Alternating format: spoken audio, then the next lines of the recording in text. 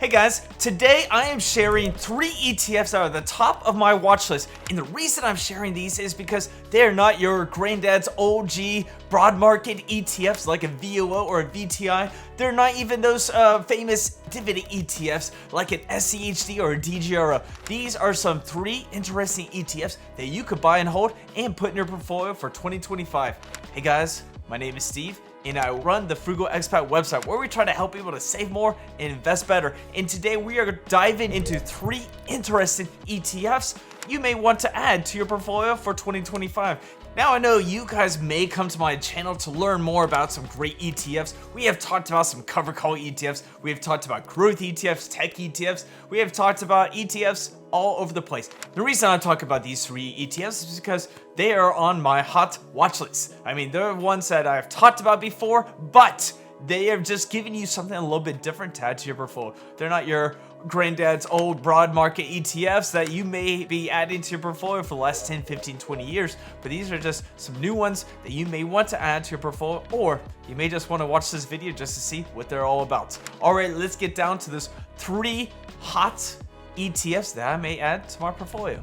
Our first ETF is going to be SPMO, which is the Invesco S&P 500 Momentum ETF. So this ETF has been surging in the market recently because one thing it does is outperforming a lot of our big growth in tech ETFs. It is beating QQQ, it is beating VGT, and the great thing about it is you're getting a solid performance, you're getting momentum of those top 100 companies in the S&P 500, and the cool thing is every year is a little bit different. They rearrange these momentum factors and they look at it in the 6 and 12 months, and so there's going to be some turnover, but it's going to continue to find those companies that are seeking and growing the fastest. So some of the top companies right now in SPMO are JP Morgan, Walmart, Costco, and even Palantir, plus Nvidia as well, because Nvidia has been doing really well over the past, not even 1 year, but over the past 5, 10, and 15 years. So this ETF is giving you exposure to some of those companies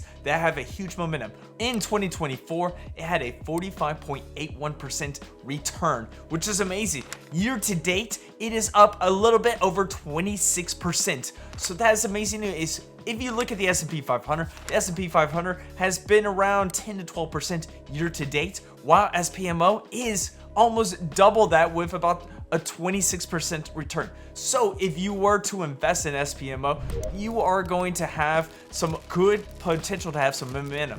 But there are always risk and returns with this ETF. Now there's a 72% turnover ratio, so you may not always have the same holdings every single year because it's going to turn over. And if the market does crash, this is going to crash hard. But as the bull market is going crazy, it is going to pick up those momentum factor companies so you can have a piece of some of that action.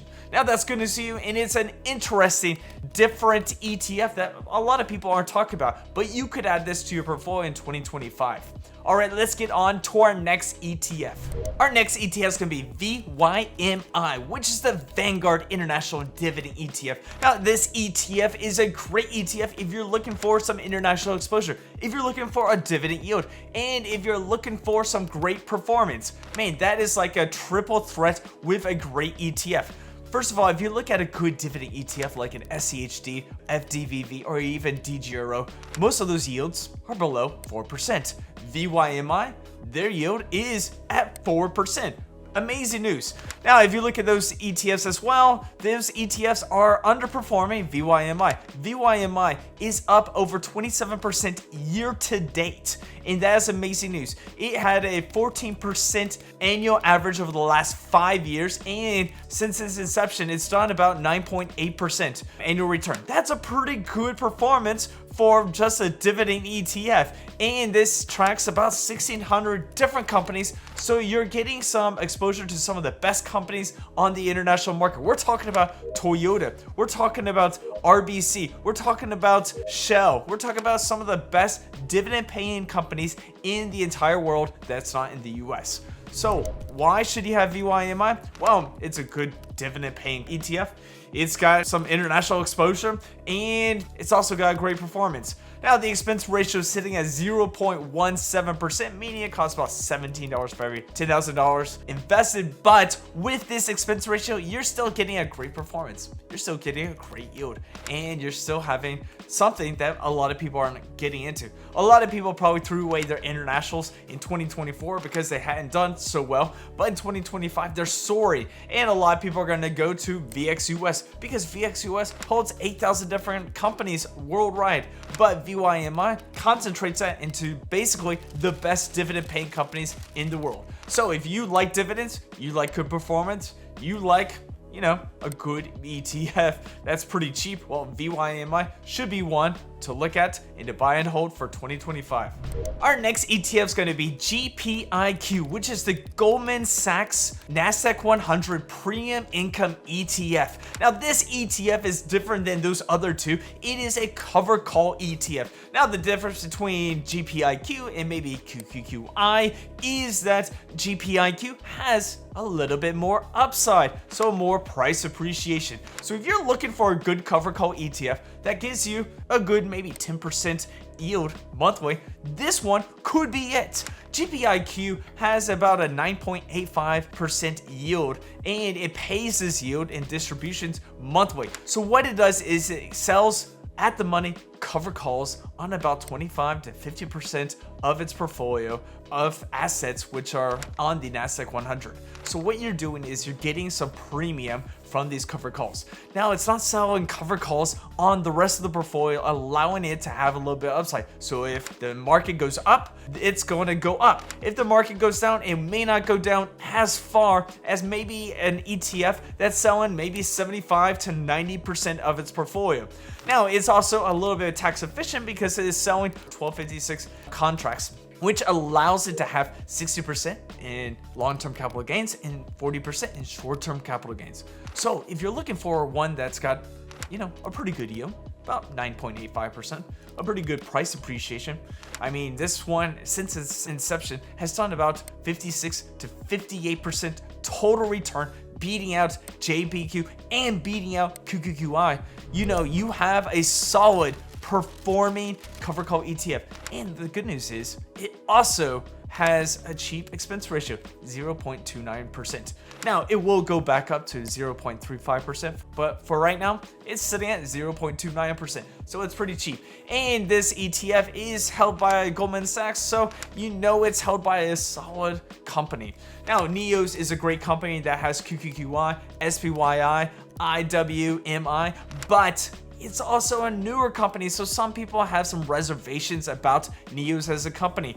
Now, I'm not saying I do, I'm just saying some people do. Goldman Sachs has more of a reputation, it's been around longer, and some people like it. Now, I like GPIQ because of the upside. I like it because of the yield. I like it because of the expense ratio. There are several great reasons why I like this ETF. And should you like this ETF? Well, it's a great possibility. QQQI, on the other hand, it's got a better income, but the price appreciation is not right there with GPIQ. I like GPIQ because I like the potential of it having just a little bit more growth than all these other cover call ETFs.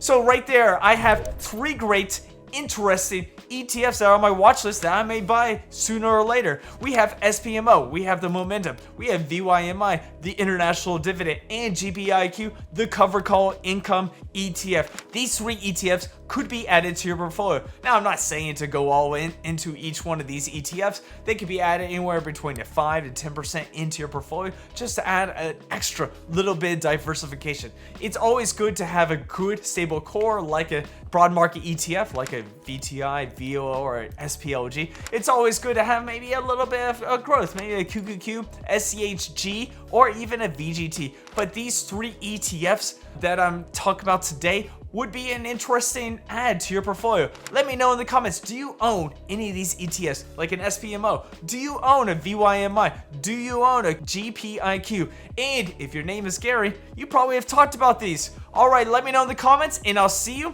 in our next video.